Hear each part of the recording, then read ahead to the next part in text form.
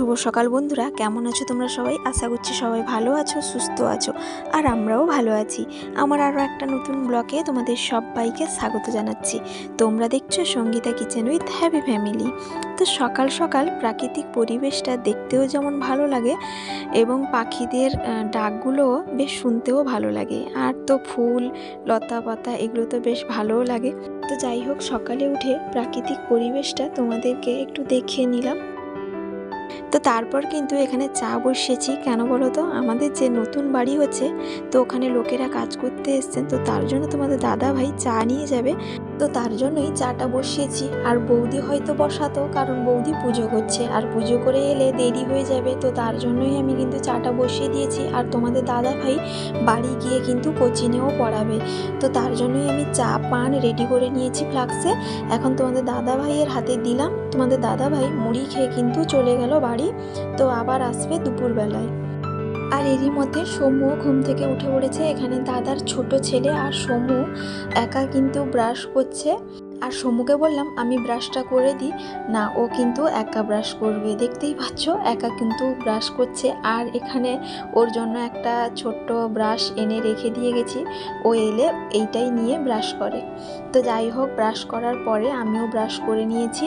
আর এখানে চা আর পাউরুটি নিয়ে এলাম। দাদা পাউরুটি নিয়ে এসেছিলো, তো সেটা সেঁকে দিয়েছি বৌদি। তো চা খেতে বসছি। আর সমুর জন্য বর্নভিটা, দুধ আর একটু বিস্কিট আছে, বা যদি ও পাউরুটি খেতে চায় ওটাও খাবে। তো চা খাওয়ার পরে চলে এলাম সেলাইয়ের মেশিনের কাছে। কেন বলো তো, কিছু ব্লাউজ কিনেছিলাম, সেগুলো আর সেলাই করা হয়নি, কারণ বাবার বাড়িতে সেরকম এসে থাকা হয় না, তো তার জন্য অনেক দিন থেকে এনেছি, কিন্তু সেভাবে আর সেলাই করার সময় হয়ে ওঠেনি। আর বাবার বাড়িতে যেহেতু মেশিনটা আছে, তো তার জন্যই বেশিরভাগ ক্ষেত্রে এখানে এলে সেলাইটা করে নিই। আমি আর লোকের কাছে দিই না, কারণ কি বলো তো, ফিটিংস ঠিকঠাকভাবে হয় না, তো তার জন্যই আমি কিন্তু বাবার বাড়িতে এলে সেলাইগুলো করি, বা শাড়ি হলেও এখানে এলেই করি। আর যেহেতু মেশিনের কাজটা শেখা আছে, তো তার জন্যই নিজের কাজটা নিজে করতেও পছন্দ করি। তো যাই হোক, সবগুলো কিন্তু আমি পরপর করে সেলাই করে নেব। আর কিন্তু সেলাই করতে গিয়ে এই মেশিনের প্রচুর পরিমাণে ডিস্টার্ব হচ্ছে।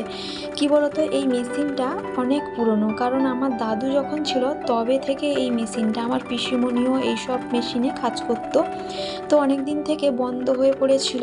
তো আমি যখন কাজটা শিখি, তারপরই দাদাকে বলতে দাদা সারিয়ে এনেছিল এবং অনেক টাকাও নিয়েছিল। তো সারিয়ে আনার পরে কিছুদিন আমি চালিয়েছিলাম, তারপর তো আমার বিয়েও হয়ে গেছিলো।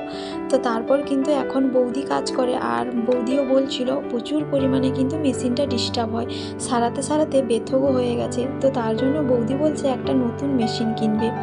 আর আমিও বৌদিকে বললাম আমি যখন নতুন ঘরে যাব, আমিও একটা মেশিন কিনে নিব ছোটোগুলো, দিলে কি বলতো, আমি আমার সময় মতো কাজটা করে নিতে পারবো। তো যাই হোক, ওদিকে দেখতে পেলে মামা দিদা কিন্তু আদা, রসুন, পেঁয়াজ এইসব ছাড়াচ্ছে, কারণ মাংস হবে দুপুরবেলায়।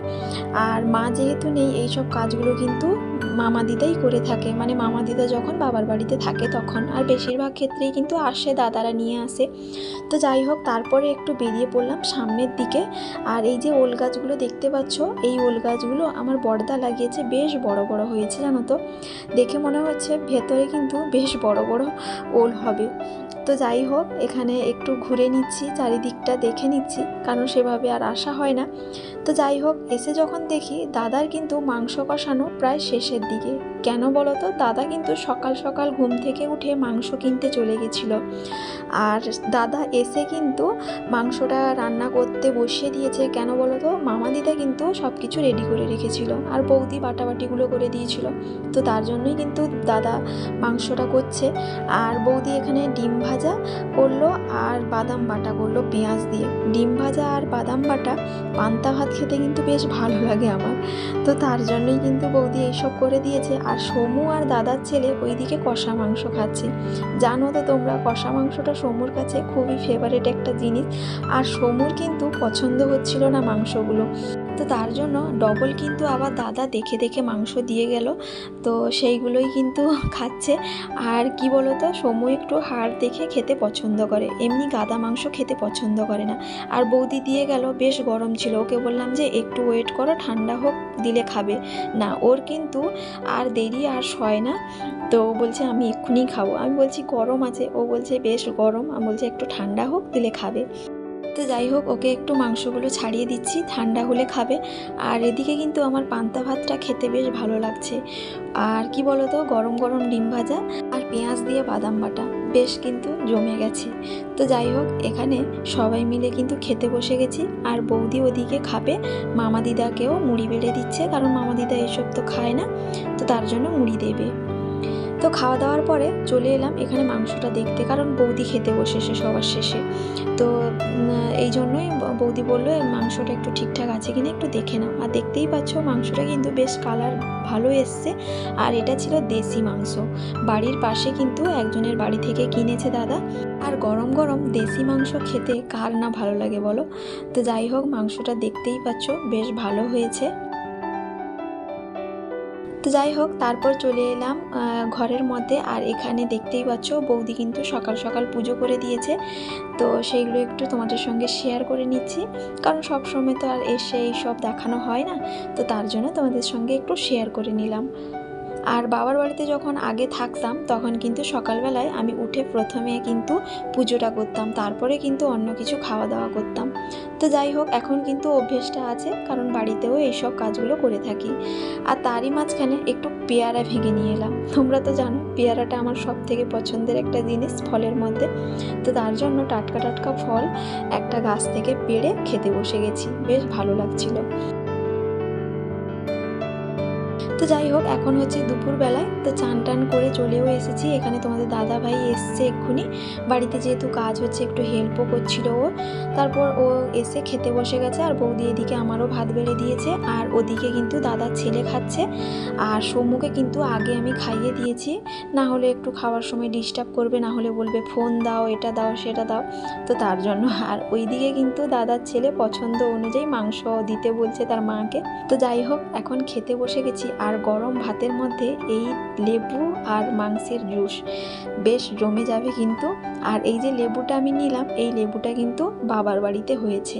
সেই লেবু গাছটায় প্রচুর পরিমাণে লেবু হয়েছে, কিন্তু বাবার বাড়িতে সেরকম আর লেবু খাওয়ার লোক নেই, খায় যদিও, কিন্তু এত কি আর খেতে পারবে। তো তার জন্যই কিন্তু লেবুগুলো নিচে পড়ে কিন্তু নষ্ট হচ্ছে।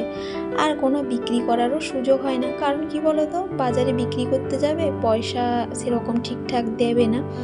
তো তার জন্যই আর দাদা নিয়েও যায় না, সেইভাবেই নিচে পড়ে নষ্ট হয় লেবুগুলো। আর সেন্টটাও বেশ দারুণ, জানো তো, খেতে বেশ ভালো লাগে। তো বন্ধুরা, এখন হচ্ছে বিকেলবেলায়। তো বিকেলবেলায় বেরিয়েছি সামনের দিকটা একটু ঘুরবো। আর ছোটদার ঘরে যে বাদাম ফাটানো মেশিন বসিয়েছে ওখানে একটু দেখবো বলে।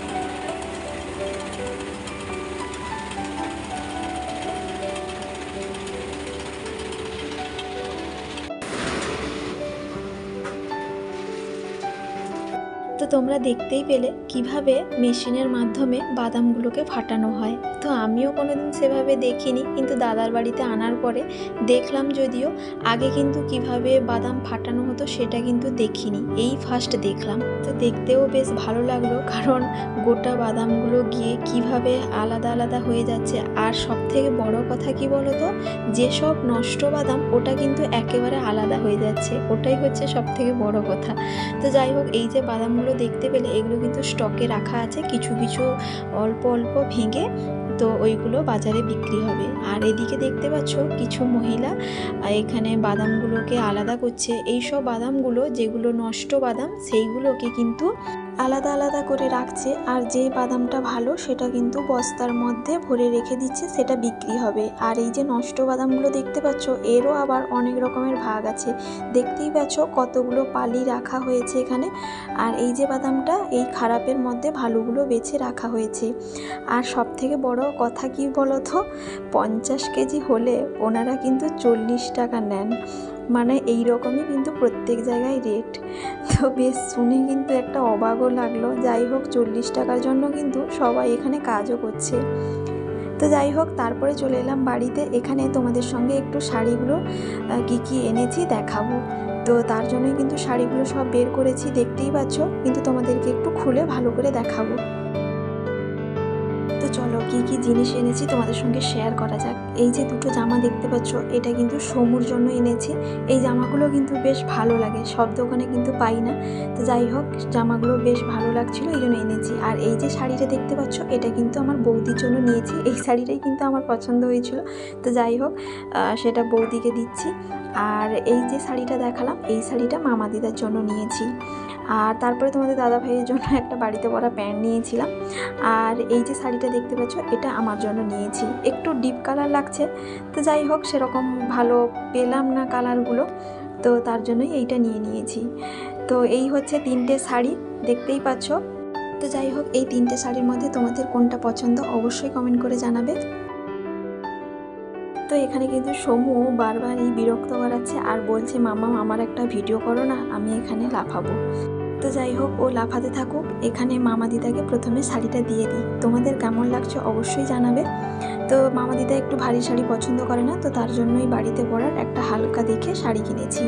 আর আমাদের কিন্তু কালারটা বেশ ভালো লাগছিল, বৌদি বলছিল কালারটা বেশ ভালো। তো যাই হোক, মামা দিদা কিন্তু নেবে না বলছিল, আমি জোর করে দিলাম, কারণ মা নেই বলে কি মামা দিদাকে দেবো না বলো। আর যেখানে বৌদিকে দিচ্ছি সেখানে মামা দিদা আছে, সেখানে যদি মামা দিদাকে না দিই ঠিক মানায় না। আর বৌদিও নেবে না বলছিল, তো আমি জোর করে দিলাম। আসলে মা নেই বলে মার পাওনাটা অন্য কেউ আর নিতে চাইছে না, এইটাই হচ্ছে সমস্যা। তো যাই হোক, বৌদি এখানে ময়দা মাখাচ্ছে, কারণ রাতে লুচি হবে।